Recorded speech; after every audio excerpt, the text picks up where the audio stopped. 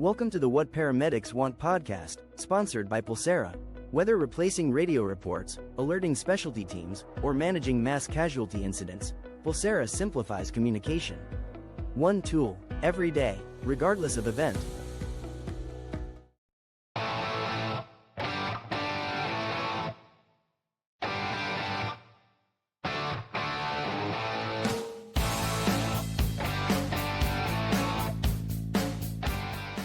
Well, once again, it's time to go inside EMS. I am your host, Chris Cebollero. Let's call this the summer cold edition of the Inside EMS Podcast. And with me always is my good friend, Kelly Grayson, KG. What's going on up there in the North Country? Oh, man, same stuff, different day. We're going to go to the fair this afternoon probably and do some people watching. So like the New York State Fair? I don't think it's a state fair. It's the county fair, but it's here for the next week. So we go and watch the fine specimens of humanity that you can find at a county fair. All right. Well, cool, man. I don't know that I've been to a county fair ever. Really? Oh, Yeah. man, you're missing out. You see some specimens of humanity that Walmart can't even equal. Really? Oh yeah, and you know, funnel cakes and fried Snickers, everything that will kill you, they have in abundant quantities. So, Well, post some pictures. This way I can at least all go right, vicariously through you. So, all right. Kelly, today we're going to talk about the trend survey, and usually we hit it every year. Yeah. This year's EMS trend survey reveals professional push to its limits. And EMS, we've known that we've been pushed to the limits from burnout to staffing gaps. But this is sponsored by Pulsera with help by Fitch and Associates that create it. And What Paramedics Want in 25 is the name. You can, we'll put the link in the show notes so you guys can download it.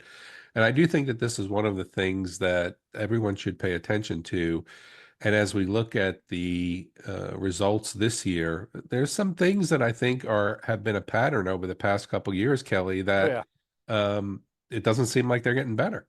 No, it's not, and it's not just burnout. The trend report makes the point that this is a critical issue. We are at the brink of something horrible.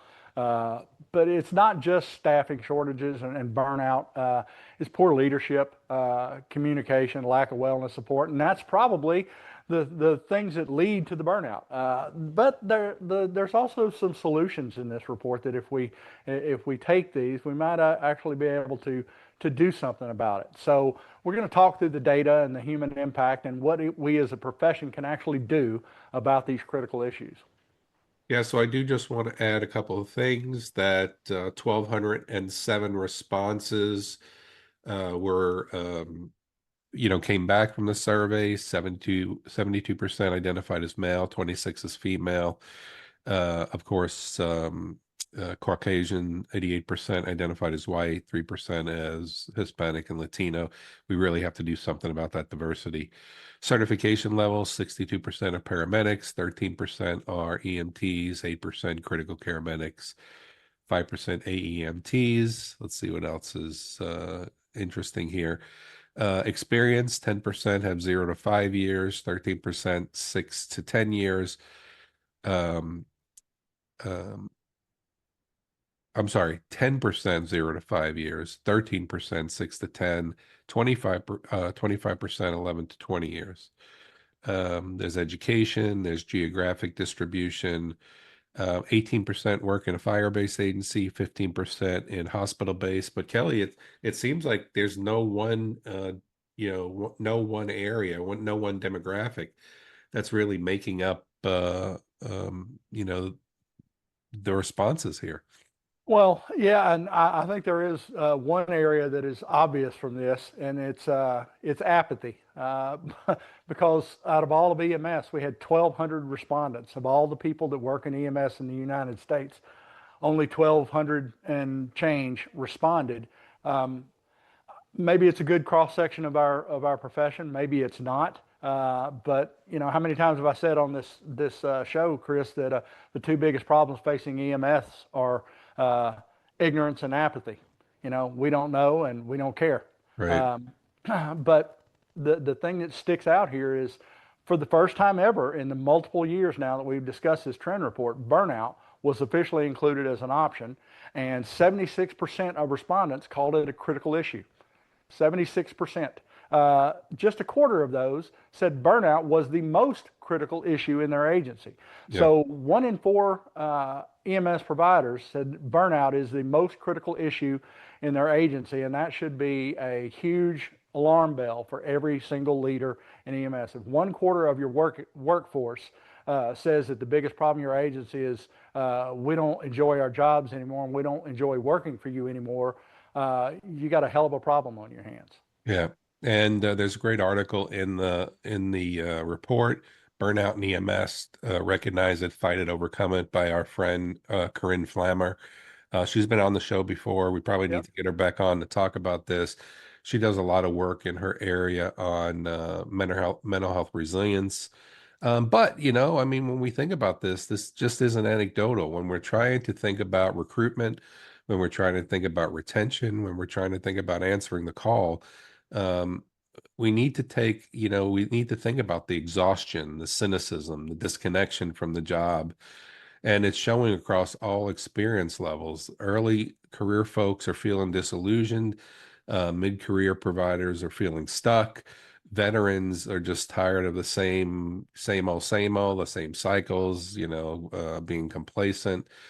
And I do think that one of the things that we've got to be able to think about is this isn't just necessarily burnout because of the things we're seeing.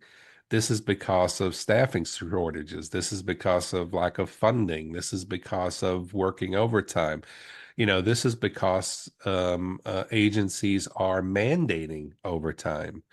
And that's going to lead to burnout. So a lot of Yeah. times people are just going to put this into the stable of mental health.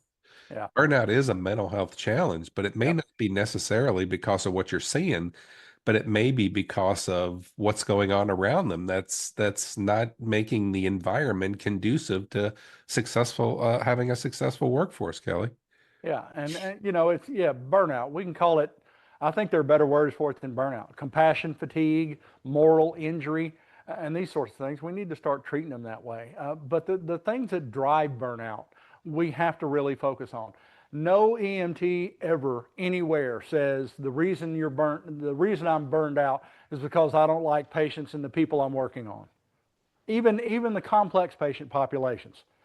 They don't say that. That's not what burns them out. What burns them out is they love the people they work on. They don't trust, or they don't like the people they work with and the people they work for. Unfortunately, that's a major problem, and that's something that leadership can fix. Inadequate staffing, these complex patient populations, mental health, opioid epidemic, and the constant stream of overdoses we deal with, homelessness, and right there at the top, poor leadership communication. It's a perfect storm. I won't use the 4-letter word of what kind of storm, but it's a problem that needs to be fixed, or this next trend report is going to spell even more dire consequences for EMS. One of the things that you have to be able to look at is recognize your own signs of burnout as well. It begins with assessing your own overall happiness and satisfaction. And there are days sometimes you really feel good. There are days that you just don't want to do it anymore.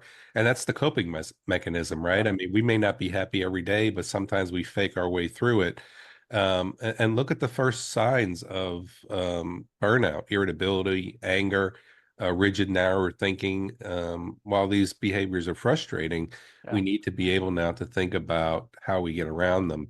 Kelly, the next big impact, I think, in the trend report that I took from this is the staffing spiral and health impacts, right? That you kind of touched on it a bit ago, but the survey says that 59% of agencies don't have enough personnel to respond to 911 calls. That's unchanged from last year, and which tells me that this problem isn't being solved. One of the things that I always had a challenge with when we have been doing these trend reports now for some time is, are we using the data to make the difference in how we run our EMS agencies? And when we look at these staffing challenges, that's unchanged since 2024.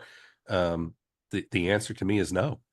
Yeah, And this is the thing that the huge burnout. Let's talk the staffing problem is a big driver of that. But here's the thing: we don't have a staffing shortage, Chris. We haven't had a staffing shortage for years. What we For the last Yeah. 4 or 5 years, we have had more EMTs, paramedics, and other EMS providers registered in the United States than we have ever had before. What we have is a shortage of people who are willing to work for chump change and horrible working conditions.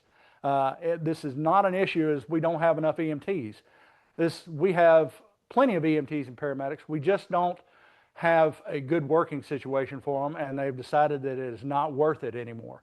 But hang on, Kelly. Here's the problem, though. The problem is how many years have you been saying exactly that, right? So what you're saying right now is a constant that Kelly Grayson shares in his assessment of EMS, right? I mean, and what are your three things? I mean, I love that how you say that. You could pay people poorly. You can treat them poorly. You can pay them poorly, but treat them well, and they'll stay. You can treat them well, and you can treat them poorly and pay them well, and they'll stay. But you cannot do both at the same time. Right. And I don't mean to cut off your thought. I want you No, to you're get back to it. But it's the point of you've been saying this at least 5 or 6 years. yeah. And that means that over 5 or 6 years, we've still had the same trend. But I didn't mean to cut you off. Go ahead. No, you're good. This is the thing.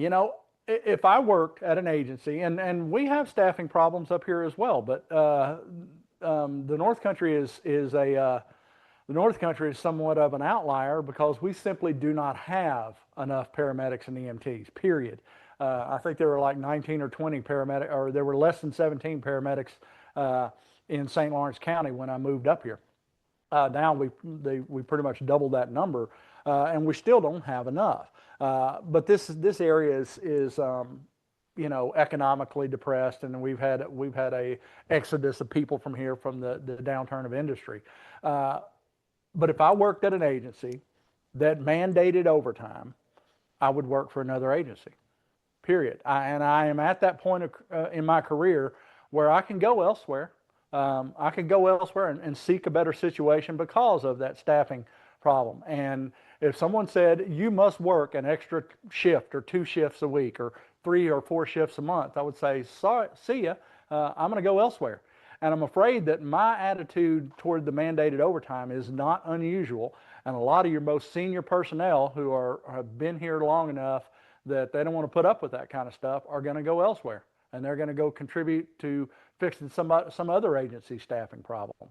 Yeah. But one of the things I just want to touch on is in 2025, the question is, does your department have enough personnel available to respond to 911 emergency calls in the area?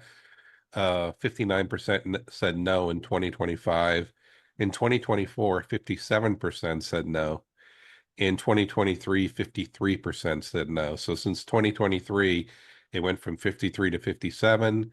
From 2024 to 2025, 57 to 59%. It's only getting worse.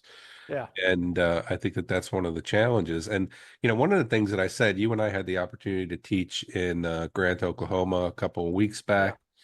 And one of the things that I said in one of my classes was, if you want to worry about or stop worrying about recruitment, focus on retention.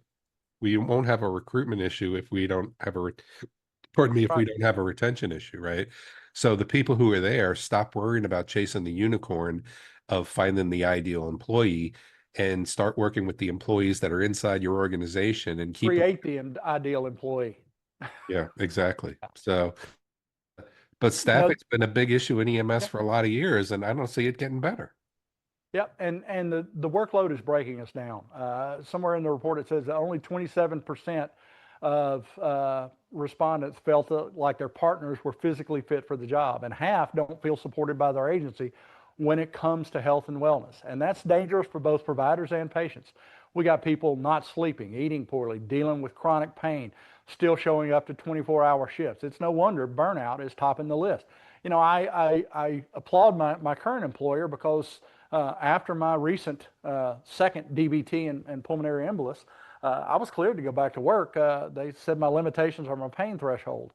And it was difficult to work. I probably wasn't physically fit for the job until my employer said, "Look, you check with your doctor, see what kind of pain relief you can get," and they okayed me to do that with some restrictions. And I am functional. I can work now.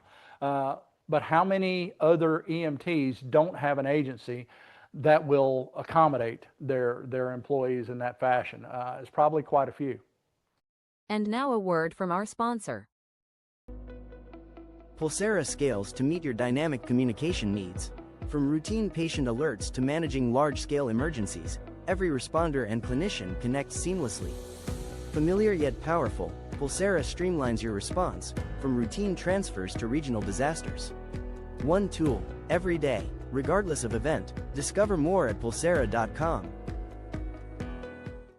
Respondents from agencies that lack adequate personnel for 911 responses were 200% as likely to describe retention as in their agency as poor, 150% more likely to have experienced a work-related injury in the past year, 180% more likely to have missed 4 or more days due to a work-related injury, 70% more likely to report marijuana use in the previous 30 days. That's interesting. 70% more likely to report marijuana use in the previous 30 days. It was interesting that when I was just, I sit on the board of directors for NEMT, and we had our summer meeting in Boston. I had the opportunity to go up there last week. And a lot of the people that were on the board, we were actually talking about how are we dealing with marijuana use. And I was surprised to hear that some of the big systems in the United States have stopped testing for it. Yeah, And I mean, I can guarantee you that there are people in my general area that are doing marijuana, and it's legal up here for recreational and medicinal use. I could throw a rock and hit 100 dispensaries around here. It's one of those things that's there, and if it doesn't affect their job performance, I don't think they're even bothering with testing for it. But I do think that if it's going to keep people from killing themselves and getting hooked on hard drugs and alcoholism, I'm all for it. But all right, so segment 3, if we go into the next one, it is all about what can leaders actually do. This isn't just an individual problem. Burnout is an organizational failure, and EMS leaders need to own that. I just don't know that we're doing it right. And you and I have talked about, our partner sits 18 inches away from us, and have we really now started to feel the compassion that we have to take care of the one person who is really there to take care of us. The report calls for stay interviews, not just exit interviews. Talk to the people, make sure that you're doing employee engagement surveys. I used to think that if you're doing employee engagement surveys, you're disengaged from the workforce, but I do find value in it in the bigger organization now. But we need to be able now to start to think about how are we keeping people, and leadership has to be the core value. And communication is the language of leadership, that we have to be able to ensure that we are giving our workforce what they need to be successful. And remember, leadership isn't a position, leadership is an action. And we've got to be able to ensure that our people feel inspired, our people feel motivated. That's what's going to engage them. That's what's going to help them be satisfied. And Kelly, when they're engaged and satisfied, they're going to be more productive. Yep. The stay interviews are essential, and no one thinks of them. They act or find out about the problem when it's too late. That's one of the things I'll applaud Acadian Ambulance for. When they had been paying these insane sign-on bonuses for years for new employees, but they weren't paying bonuses to current employees to stay. And they recognized that they had a problem. And my ops manager called one day and said, "Hey, man, got some news for you. We're spending some of this money we've saved from our treatment in place and alternate destination transport, and we're spending it on the employees. So you got a $12,000 bonus this year, and you're getting a pretty significant pay bump."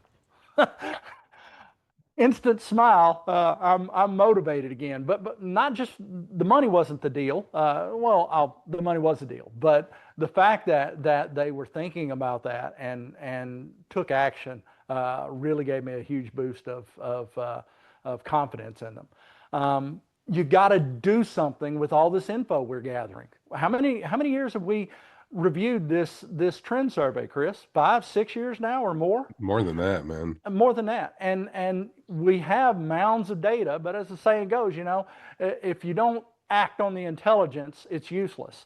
You have to do something with the info, build some engagement plans, talk some, and figure out some retention strategies that are useful for your agency. Don't rely on bonuses so much. Just start creating workplaces that people want to stay in. Yeah. They don't want to. At some point, like I've said before, there's nothing money-wise that's going to keep someone in a toxic workplace, and that's not a radical idea. It's basic leadership.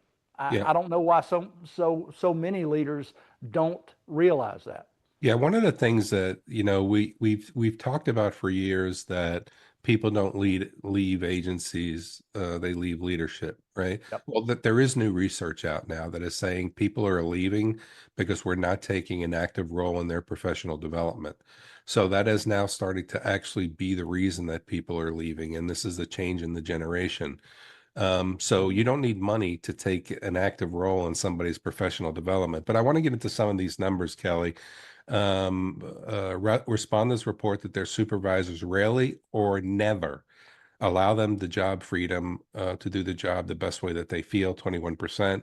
Ask about their life outside of work, 59%. One of the things that I always bring up is how many of members of your workforce have families? And people raise their hand. I said, what are their names? What are their wife's names? What are their husband's names? What are their kids' names? Care about their professional development, 45%. Explain decisions that impact their work, 52%. More importantly, rank how satisfied you are with the leadership of your current agency. I bet that hurts.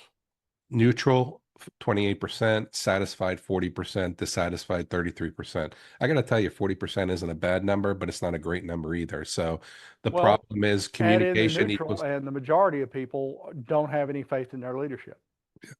But the problem, communication is equal to connection. If you want to connect with people, you got to communicate with people. And as I said a little bit earlier, Kelly, communication is the language of leadership.